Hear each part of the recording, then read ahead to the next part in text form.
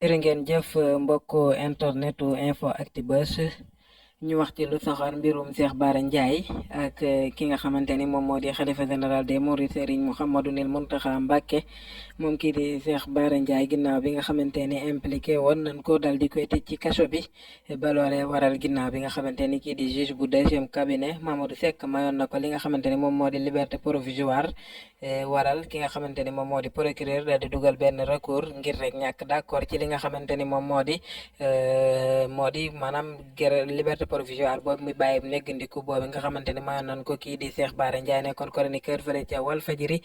ba loolee waral li nga xamante ni mooy chambre d'accusation bu cour d'appel dal di fekk ci procureur ci li nga xamante ni moom la bëggoon loolee waral nag moom kii di Cheikh Bara Ndiaye mu tàbbi woon ci grève de la faim ba mu juraloon ko ay jafe-jafe ci wàllu wér-gi-yaramam loolee waraloon mu demoon fële ca en réanimation maanaam sauvetage fële ca hôpital principal bu Dakar amoon ay jafe-jafe yu taratar ci wàllu wér-gi-yaramam buñ sukkandikoo ci ay sources ñuy xam ne ni moom kii di Cheikh Bara Ndiaye ni ki tey bàyyi na li nga xamante ni moom moo di grève de la faim ba ci ndigalul ki nga xamante ni mooy xalifa général des Mourides di Serigne Mouhamadunil Mountakha Mbacké Bassirou kon moom Cheikh Bara Ndiaye mu ngay delluwaat di lekk di naan comme ni nga xamante ni la ko doon defee buñ sukkandikoo ci suñuy xibaar jël waaye nag jaare ko ci ndigal loo xamante ni kii di